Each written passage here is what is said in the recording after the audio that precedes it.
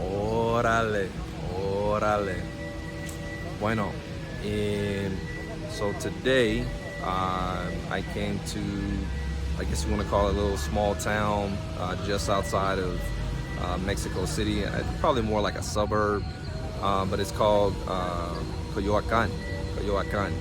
And so I think it's probably more renowned because of the museum, Frida Kahlo. So if you haven't seen that video that I did inside the Museum of Frida Kahlo, you can check that out in the link above. But I'm here today just kind of touring this area. I heard the area itself was really a lot of culture here, a lot of things to see, particularly with this center area here, this centro of the city. And also, man, this cathedral. Usually everywhere I go in Latin America, they have cathedrals. Seems like everywhere. You can kind of see back here. Yeah. Oh yeah, that's nice too. But and man, they really keep this park up too, man. Like everybody, they're out here trimming these bushes and things like that. Obviously, you can tell they keep these areas up real nice for tourists. And I don't think everybody here is a tourist. I think these are a lot of locals that come here just to chill. You know, I wish we had areas like this in my city, man, that you could just come and just chill and just enjoy the nature. But anyway, I don't want to talk on that forever. What's the purpose of today's video? Well, if you look around me, there's people, there's a lady behind me that's talking, there's a guy in front of me that's talking, there's this guy that's playing his music. And if this was any other time, I would think that's really nice, but he's playing his music. You can hear in the background, the people are trimming the hedges and doing all of those things. Why do I mention that? Because you know what those are? Those are distractions. Distractions. And as I was sitting here trying to figure out where I was gonna do this video, I'm like, I don't know where I can go. I was way over there. There's a really nice fountain over there that's really nice. And I wanted to do the video over there, but I couldn't because the sound was really loud. Then I came over here and he got his music going on and everybody talking, and then I hear this and I'm just like, it's too many distractions going on. Nobody's gonna be able to really hear my audio quality. And then I thought about it. The purpose of me doing the video is to talk about distractions. So in language learning, there will always be distractions that come along the way to try to get you to get out of the race.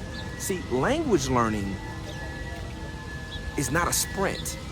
Language learning is a marathon. Yeah, you can look on YouTube and you got people on there that's putting stuff out there. Oh, you can learn this language in 3 days. Oh, you can learn a language in 10 days. Oh, you can learn this in 30 days. Man, bruh. I've been going at this, man, for 6 years, and I'm not considering myself to be some super advanced student. I don't consider myself to be very smart. I just consider myself to have a lot of persistence. And so even despite all my errors, all my mistakes, I never gave up. And I just kept going, you know. And despite of all the things that came along the way in my journey, I never gave up. I didn't allow those distractions to stop me from going forward. And what I've learned over time is that I've seen many people that express interest in learning a language, that express interest in learning Spanish. Oh, I want to learn. Oh, and I'd be like, oh, okay, cool. And then I'll start to try to give them ideas to try to help them and things like that. And then quickly, it seems like the first distraction or the second distraction that comes along, they throw in the towel. And then all of a sudden, whatever that comes up is worth their time. And I'm not saying that it's not. I'm not saying that it's not, because it could be legitimate. And just to prove that, dude, I had a lot of legitimate distractions to shut it down. Dude, I started taking classes when I was deployed in the desert. I mean, I was missing my family. I was working a lot more hours than normal. I was tired. And man, God had kind of gave me this tasking while I was there to write devotionals and send them out to other soldiers who was there that wanted to receive them. And so I had that going, and I was trying to write those things every day, and that took a lot of time. And in the midst of that, after I would get off work, I was still trying to take classes online with tutors at that time from Venezuela. That was difficult. Then you fast forward, man, I had problems in my marriage. Yeah, I'm getting personal, but I mean, it's cool. It's the channel of Gavilan de Gringo. So I had problems with my marriage. Man, then outside of that, man, I had took on a new job. Man, there was so many new responsibilities that I was not used to, you know, and I was so stressed, you know, from the job and trying to, because I wanted to do right, and I wanted to be the best that I could possibly be. But it was hard because I didn't really have anybody to teach me. So my mind was always preoccupied with that, but I never gave up. I never stopped taking classes. And then I think about this year. There's coming a separate video later to talk about this year and how hard it's been, but just a little bit. This year alone, and I'm not gonna spend a lot of time on this year alone, I've had many reasons to throw in the towel and go focus on something else with my free time. Man, this year in February, I lost my great aunt Tusi. The next month, my oldest daughter died. And before, if you think she was 60 or 70 years old, no, she was 17 and she died 2 months unexpectedly before high school graduation. 2 months later, let me go back. The day after she died, on a Thursday, my grandfather went to the doctor to see about his cough. We're thinking that he just had maybe pneumonia or something like that.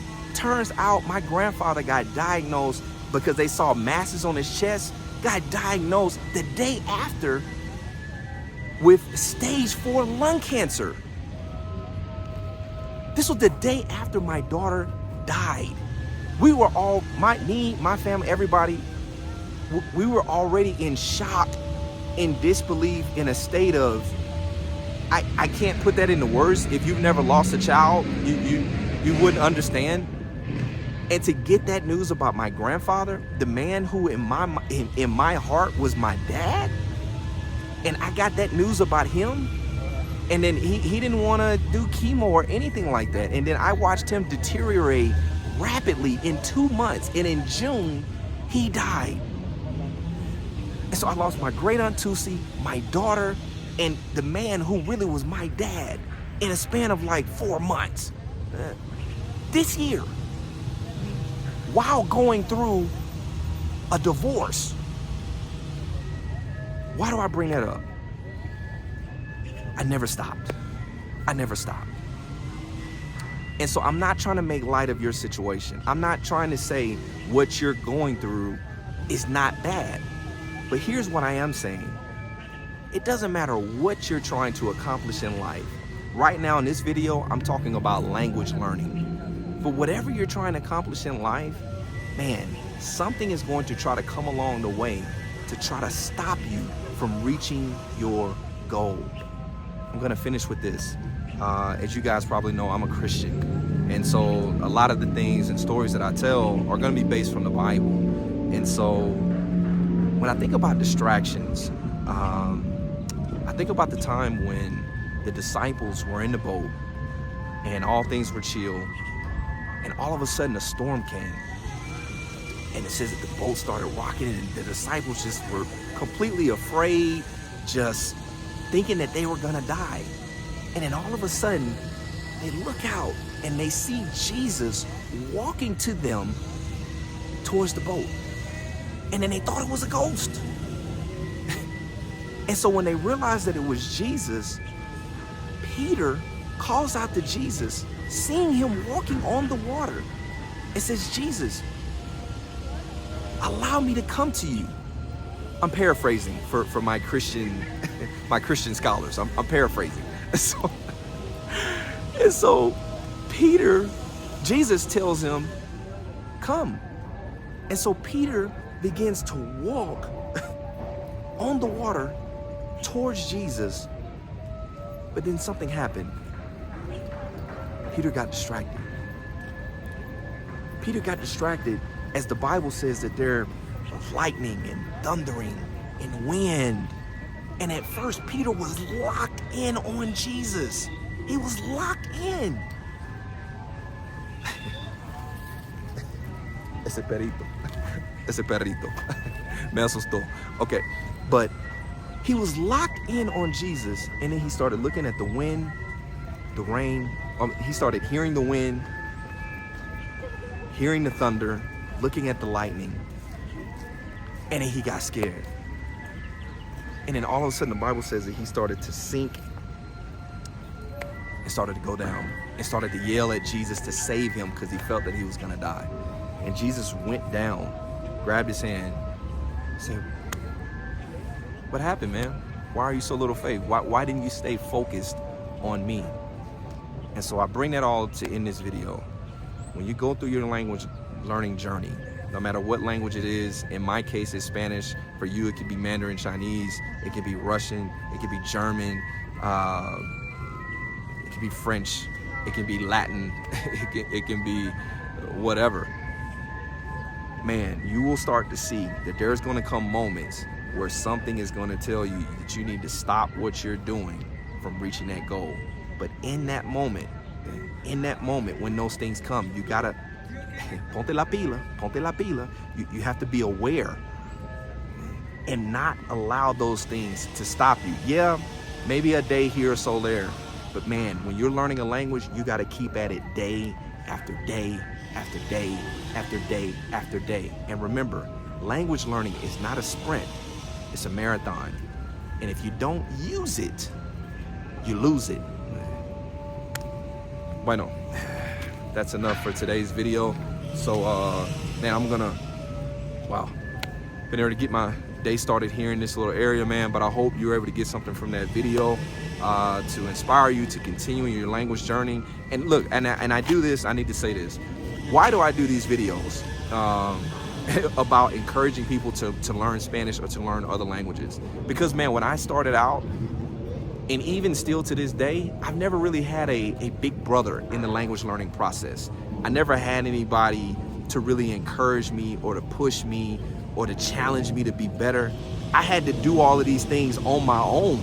I had to wake up every day and tell myself what I was gonna do and plan my day amongst everything. And I had to divide my time. When people tell me how busy they are, oh, I don't have time to study. Dude, I have a lot of things going on too, man. I have a job, I got kids, man, I got other responsibilities. I'm a volunteer, I do things in my church. Man, I got a lot of other things too, but I still make time. It doesn't have to be an hour. It doesn't have to be 2 hours. Man, it could be as simple as 5 minutes. No gracias. Whatever you can put in, make sure you put in something, so at least before you lay down at the end of the night, you've done something. So anyway, mis parceros, I'll see you guys in the next video. Chaito.